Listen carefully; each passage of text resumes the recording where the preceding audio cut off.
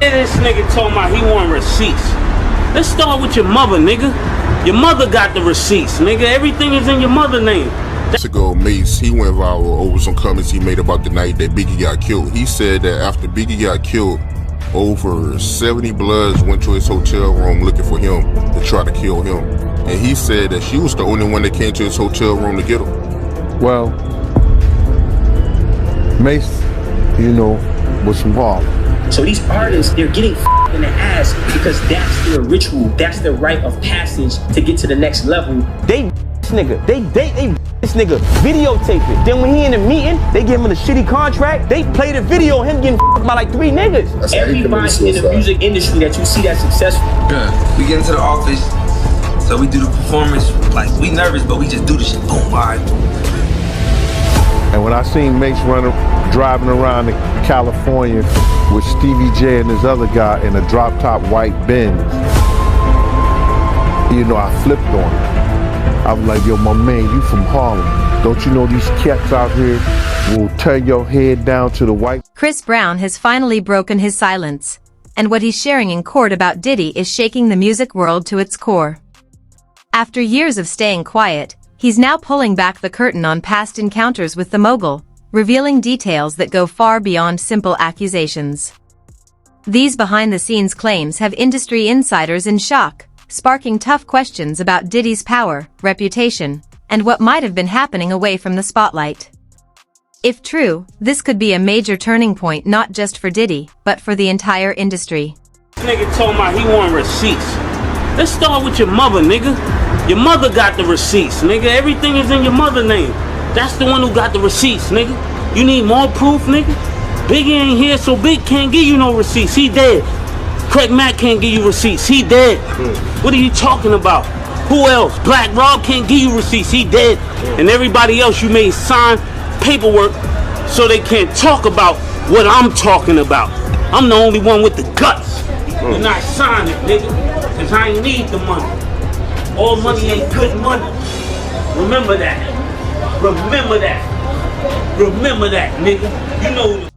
Chris is finally speaking out, claiming that Diddy used his influence in ways that went far beyond mentorship.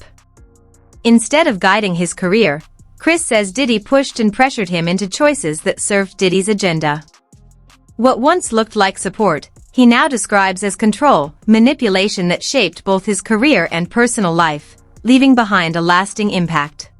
You know, I guess her and Diddy was having relations and he couldn't get off. So he was complaining to her one time that, you know, he couldn't get off, and for him to get off, she had to pinch his nipples real hard for him to get off. I mean, yeah, man, this lawsuit is wild, man. She should have had on white polish, fingernail polish.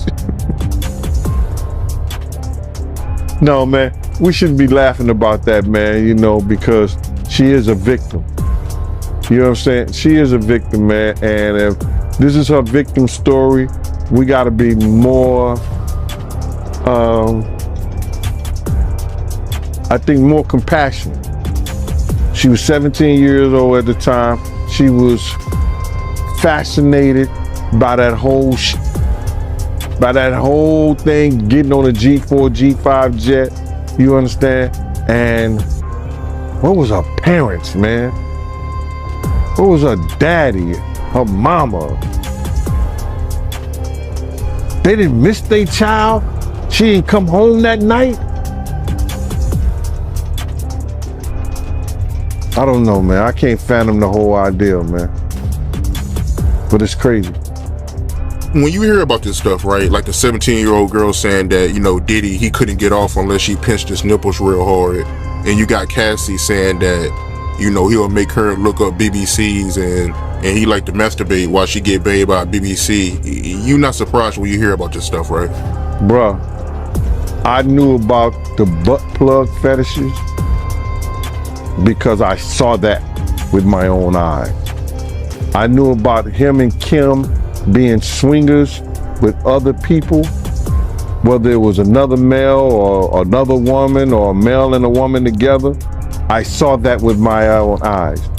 You gotta realize is that after 2005, I didn't see anything that Puff was doing or what he didn't do.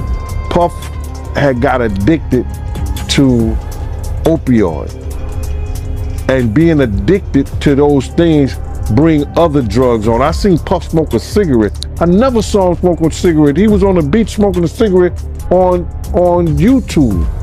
Then I seen him, smoking weed and drinking. I was like, that ain't the Puff I know. Drinking like he was and doing all like that. And so that ain't the Puff that I knew. You understand what I'm saying? You gotta realize he had a certain respect around me because I was his OG from the same game. You understand? And he knew I was law enforcement. He knew I didn't play certain things. So he ain't gonna do what he do around other people in front of me because he know I'm gonna check him on that.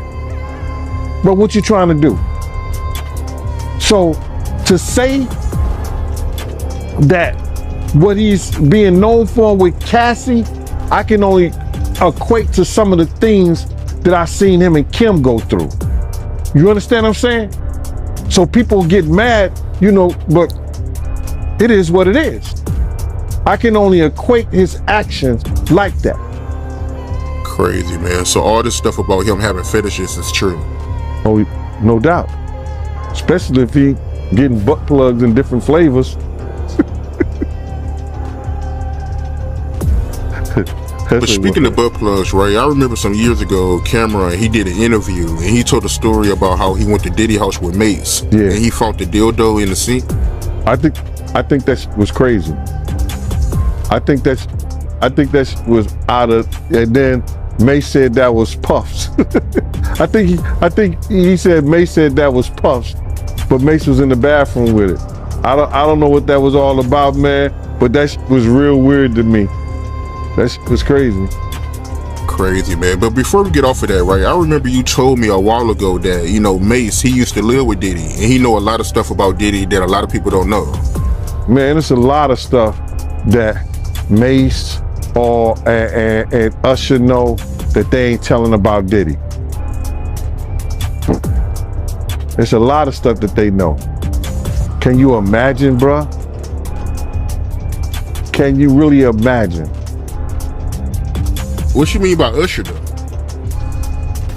Usher used to stay with Diddy, too, when he was younger. Chris Brown's move to testify against Diddy is shaping up to be bigger than just celebrity drama. It could mark a major shift in the music industry. This isn't only about personal conflict, it's about exposing years of silence, hidden power plays, and secrets kept out of sight. What makes it even more striking is how it connects to Chris's own past, including the infamous incident with Rihanna that defined much of his career. With these revelations coming out, many are now asking whether parts of his story were influenced by powerful forces working behind the scenes. So we do the performance, like, we nervous, but we just do the shit. Boom, all right. He said, yeah, I like this cook. I don't like this light-skinned nigga up there. This little nigga up there. Fuck down. I ain't home. I said, that's just melted in that goddamn office at 12. I said, look, I mean, fucked up. And you're 12 years old. Yeah. But so, look, I gotta ask. Yeah. Your partner was dark skinned? I mean, I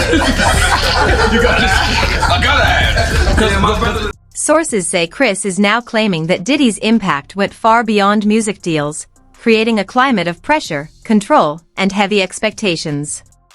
He describes the mix of shady agreements and emotional strain as a major factor in some of his darkest moments.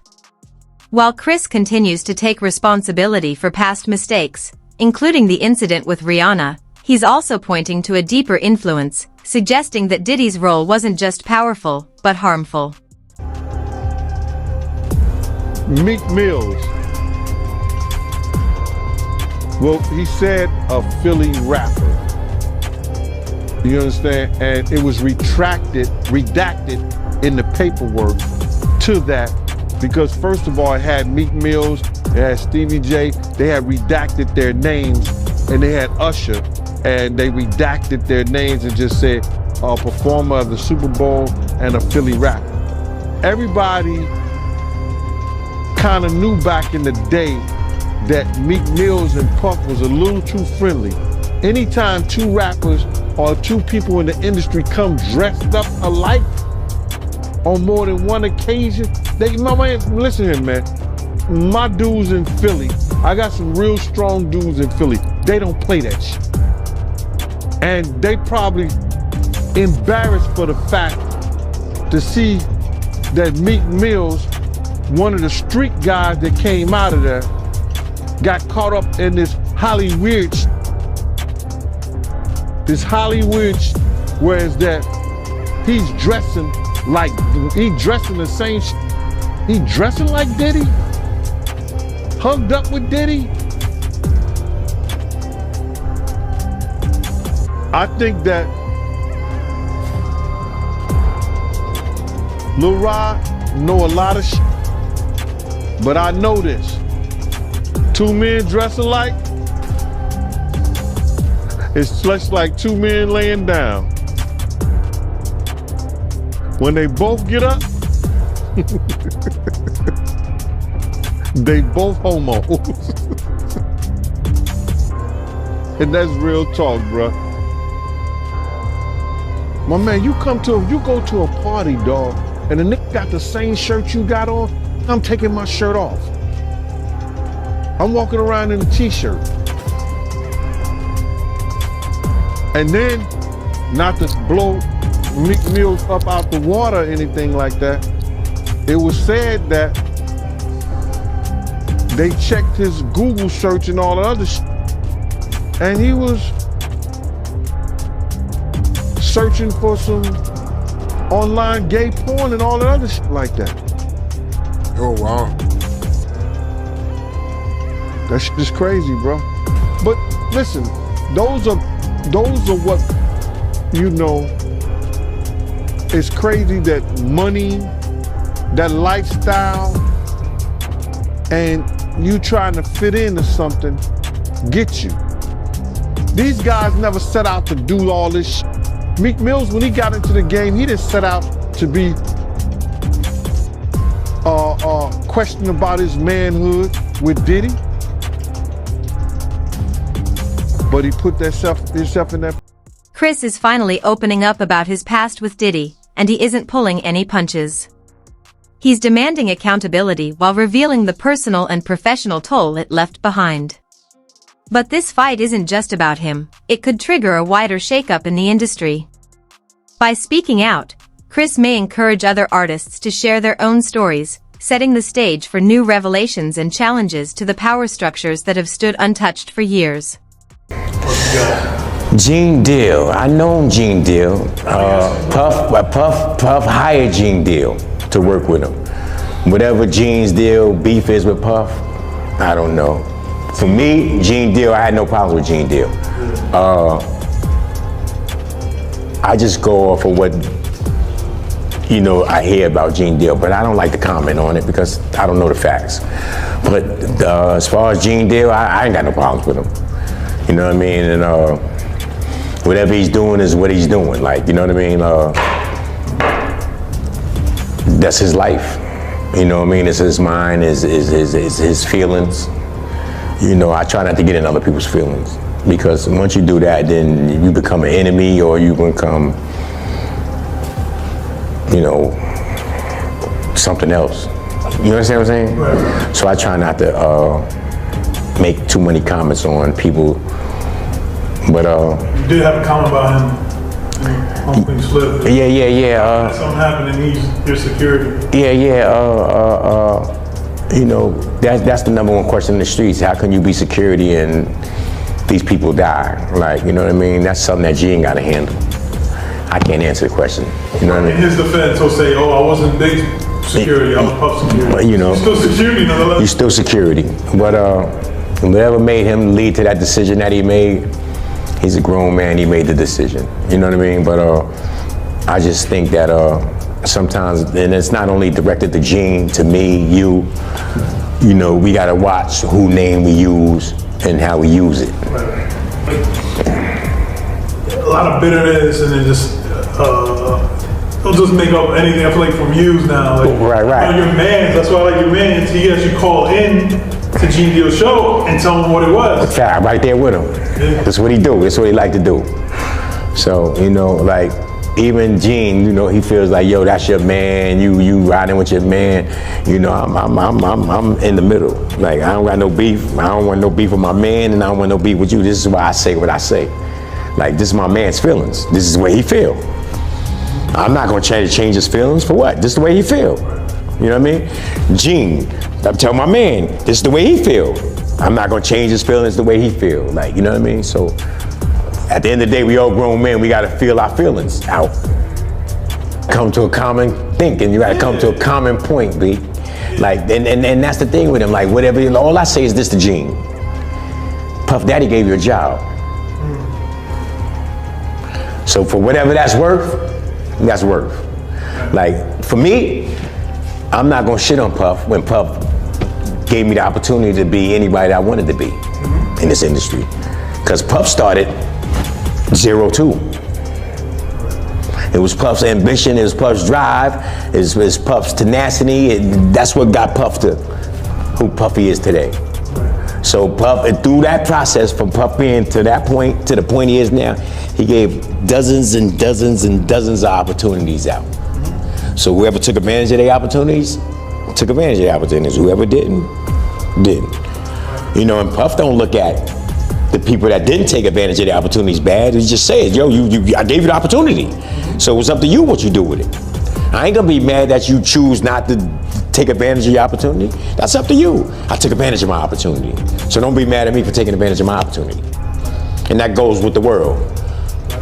The thing is, like, did Jada Pinkett fuck Tupac? I don't know. There was a lot of fucking wives and fucking girlfriends. I know that. A lot of fucking. I mean, you know, I don't like I said, man, only way that I'ma know that they fuck is unless I seen them fuck. Right, just like a person saying, yo, that person is gay. Only way I know they gay is that you do gay shit. And I seen you do gay shit, I can't take nobody else's word for it. Right. And I don't want to be on somebody's dick IRA about that. Even if you say you fucking her. Right. You ain't gotta be fucking her. How many times motherfuckers lied on their dick? Right. Yo, I fucked her. And you ain't fucked me, you lying on your dick. Plenty of that goes on in our hood. But all you gotta say is say it. That's all you gotta do is say it. Right. Be like, yo, I fucked her. And being who you are and your status or where you are, people think that you're telling the truth when you could be lying. So now, me, the question, did Faith fuck Tupac? No. This is my belief. Did Misa fuck Suge? No. This is my belief. Like, you know, I wasn't there. Did Christopher Williams suck Puff's dick? No, I wasn't there to see this. So I can't sit here and say, yeah, this happened. No, that didn't happen. No, it didn't happen because I ain't see it happen. And that's where I'm at. And this is what helps it for me. Like, you know, because we can't believe rumors. Because a rumor can go any way. Like, we got to know for facts, for sure, that this happened or that happened. Chris is now alleging that Diddy's promises of mentorship were anything but genuine. He describes being pressured into unfair deals and forced into an environment where control outweighed support. While Diddy built his image as a mentor who elevated talent, Chris claims the reality was far different. Behind the scenes, he kept a tight grip on artists' careers and decisions. His testimony suggests this wasn't guidance at all, but quiet domination, leaving many to question just how far Diddy's influence really stretched. You mentioned in a previous segment Chronic 2000. There was an artist on Chronic 2000 by the name of Capricorn that Suge spoke on in regards to Puffy. Can you tell me who Capricorn is and how she ended up on Chronic 2000 and what her history with Puffy is? Yeah, Capricorn is a cool chick. She was young when she was around Death Row. She was like 19 or 20. Capricorn is Stormy. She was Stormy's best friend when the issues out there when Stormy faked her robbery. She, you know, that's an inside joke between me and him.